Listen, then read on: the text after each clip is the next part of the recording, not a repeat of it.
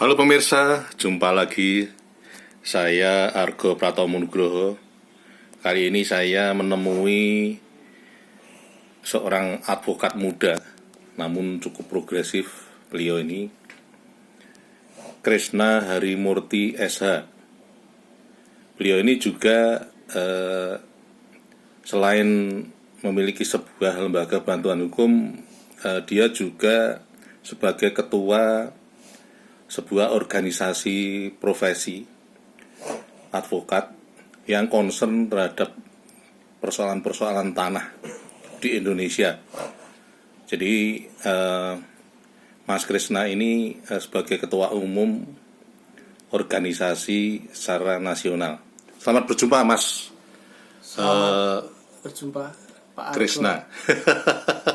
Selamat pagi, sehat selalu. Mas Krishna, ini saya ketika melihat khususnya persoalan-persoalan tanah di Jogja, saya ingat dengan Anda. Saya ingin tahu banyak pendapat Anda yang berkaitan dengan eksistensi Sultan Ground di Jogja ini. Menurut Anda seperti apa, Mas?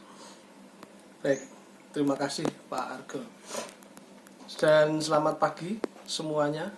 Kami sangat berterima kasih pagi hari ini Pak Argo berkenan mampir ke kantor. Bahwa terkait dengan eksistensi itu perlu digali apa urgensinya.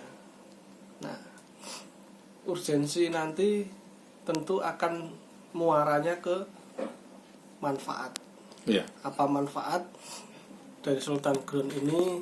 Siapa yang perlu mendapatkan pemanfaatan terhadap tanah dari Sultan Ground? Iya. Itu dulu. Jadi berangkat dari apa urgensinya, siapa yang memanfaatkan, siapa yang mendapat manfaat dari Sultan Ground tersebut. Tentu tidak bisa dilepaskan Pak Argo dari peraturan-peraturan terkait, khususnya dengan kalau yang terakhir Iya. itu kalau hubungannya dengan tanah kas desa, Iya. itu ada pergubnya 34 tahun 2017. Di situ permanfaatan tanah kas desa digunakan untuk menunjang penyelenggaraan pemerintahan desa. Yang kedua, guna pemanfaatan tersebut harus memenuhi kriteria nih. Kriterianya adalah pengakuan tadi, efektivitas dan pendayagunaan kearifan lokal. Nah, ini hubungannya terkait dengan pemanfaatan tersebut diperuntukkan oleh siapa, untuk siapa, itu yang penting. Kearifan lokal ini menyangkut ke masyarakat secara umum. Begitu Pak Argo. Oh, jadi Anda termasuk orang yang setuju bahwa kearifan lokal itu patut digarisbawahi ya, karena dalam peraturan pemerintah yang menyangkut pertanahan itu juga ada kearifan lokal di sana yang mengecualikan untuk daerah Yogyakarta itu. Ya. Gimana, Mas? Oh, begini. Kalau tentang kearifan lokal ini memang harus menjadi suatu nilai culture atau budaya, karena mandat dari Undang-Undang Keistimewaan adalah juga salah satunya mengangkat nilai budaya dan kearifan lokal. Maka segala sesuatu peruntukan pemanfaatan tanah yang Pak Argo tanyakan tadi harus muaranya berdampak pada kearifan lokal. Ini sangat penting.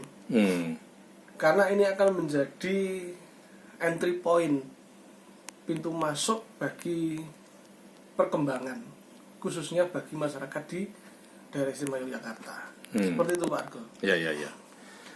Lalu ini akhirnya saya agak bisa melihat ini arah Anda nanti akan mengatakan bahwa apa yang dipraktekkan tentang Sultan Ground di Jogja ini sudah benar ini menurut Anda. Pertanyaan tersebut seperti pisau bermata dua ini. Di lain sisi sebenarnya itu pertanyaan mengarahkan, tapi di lain sisi memang harus dijawab. Oh ya.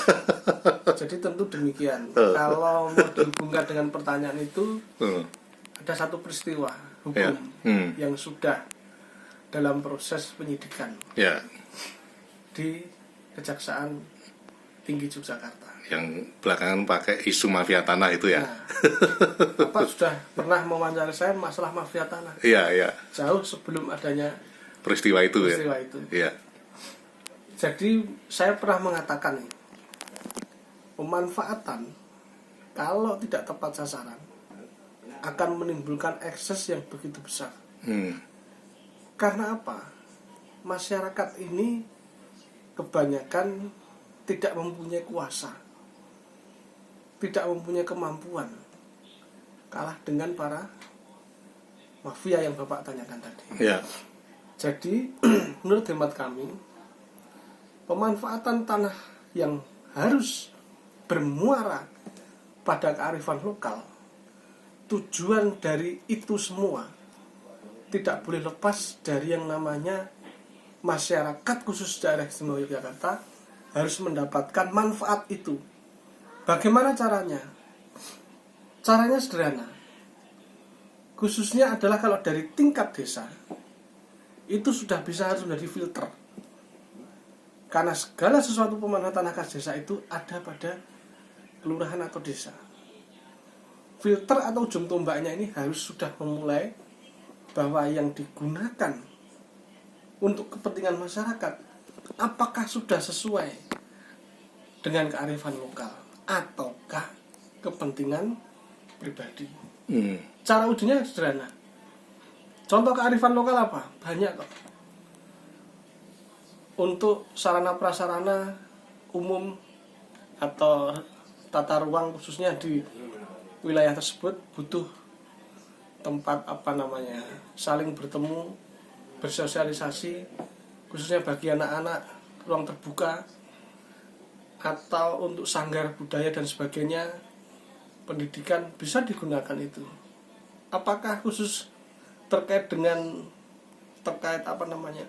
komoditi yang ada manfaat ekonominya itu bisa dikategorikan kearifan lokal? Lihat dulu kalau seperti itu, karena ada langkahnya, harus melalui mekanisme perizinan dan sebagainya, Pak Argo. Nggak bisa begitu saja. Ya. Berarti secara tegas menurut Anda seperti apa ini Sultan Ground ini selama ini yang dipraktekkan di Jogja ini?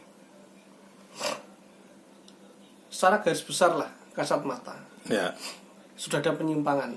Oh, sudah ada penyimpangan malah? Kan sudah ada ketersangkaan tadi. Oh iya. Penyimpangan tersebut kan diduga nih, menegaskan bahwa memang ada dugaan penyimpangan.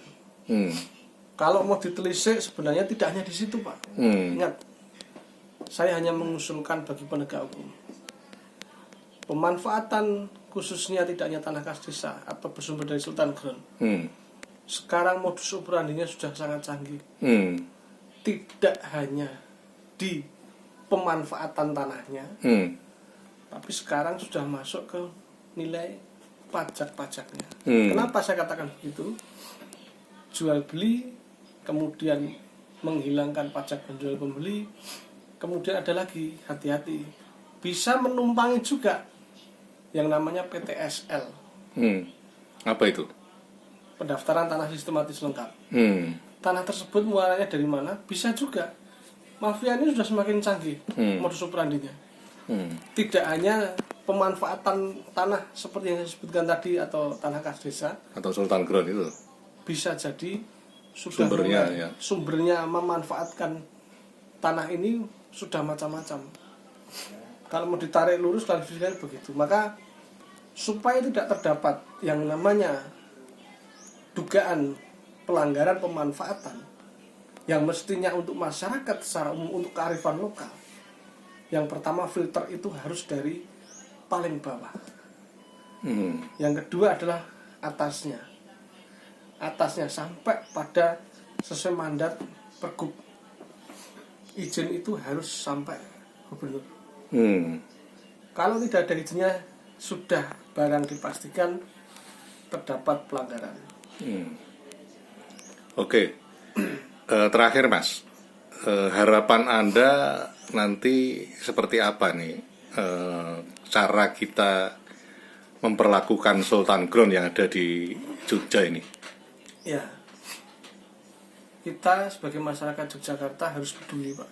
Yang pertama, menjaga warisan budaya. Karena yang disebut Sultan Ground ini sudah sejak pertama. Artinya sejarah ini harus kita tahu dulu. Ya. Babat alas Mentaok dan sebagainya itu. Adanya Mataram Islam dan sebagainya. Kemudian ada perjanjian yang disebut dengan perjanjian Giyanti dan sebagainya. Semua itu tidak lepas dari situ, Pak. Maka dewasa ini ketika kita menempatkan pemanfaatan tanah yang disebut Sultan Ground ini harus berdasarkan pada nilai sejarah. Kedua adalah sejarah ketika kita sudah mengetahuinya harus berpedoman pada namanya yuridis formal. Yang ketiga adalah ketika yuridis kita sudah tahu, oh targetnya begini, tidak boleh dilakukan selain daripada kearifan lokal. Itu yang harus dimandatkan. Dan yang ketiga yang paling utama adalah ketika yuridis sudah diterapkan, maka pemangku kepentingan harus melaksanakan itu, difungsikan manfaatnya bagi masyarakat Ngayogyakarta Hadiningrat.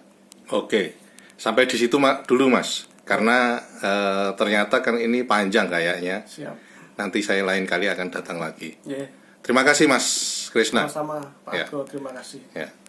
Nah pemirsa, akhirnya saya Argo Pratomo Nugroho terima kasih atas perhatian Anda. Sampai jumpa.